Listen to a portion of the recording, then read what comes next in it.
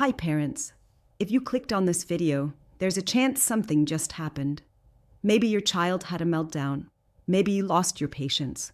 Maybe you walked away feeling heavy, thinking, I handled that so badly. Before we go anywhere else, I want you to hear this. Nothing is wrong with you, and nothing is wrong with your child. Most parents don't struggle because they don't care. They struggle because emotions show up fast, loud, and without warning. 1 minute, everything is fine. The next minute, your child is crying, yelling, refusing, and something inside you just snaps. And suddenly, it's not just about your child anymore. It's about your own chest tightening, your jaw clenching, that familiar thought, I can't do this. Here's something we almost never say out loud. Your child's emotions aren't the real problem. It's how alone you feel when they show up. Most of us grew up learning that emotions were things to fix, stop, distract from, or push away. So when our child is sad, angry, or overwhelmed, our nervous system goes into panic mode. Make it stop, make it better, make it quiet. And when it doesn't stop, we feel like we've failed. But here's the part that changes everything, and I want you to really let this land. Your child isn't having a hard time at you. They're having a hard time with their emotions. Big feelings don't mean bad behavior. They mean your child's system doesn't know what to do yet. And honestly, that makes sense. Because learning how to handle emotions takes time, support, and a calm nervous system nearby. That's where you come in. Not as a fixer, not as a controller, but as a safe place. And I know what you're thinking.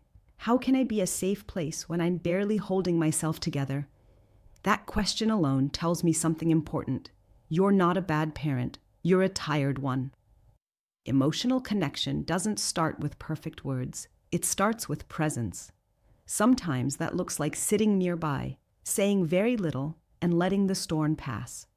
Sometimes it sounds like, this is really hard for you. Not to approve the behavior, not to give in, but to let your child know they're not alone inside the feeling. Here's something many parents don't realize. When a child feels understood, their nervous system can finally slow down.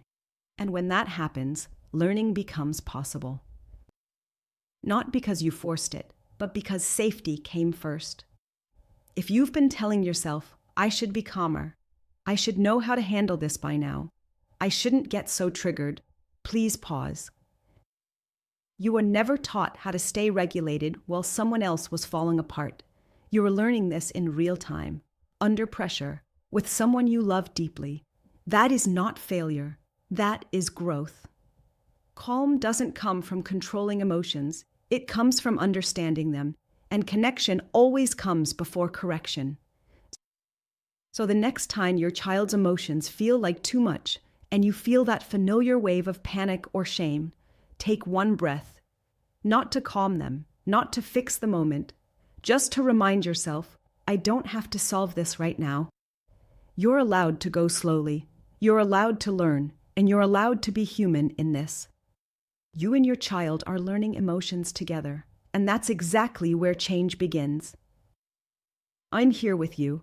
We can take this one moment at a time.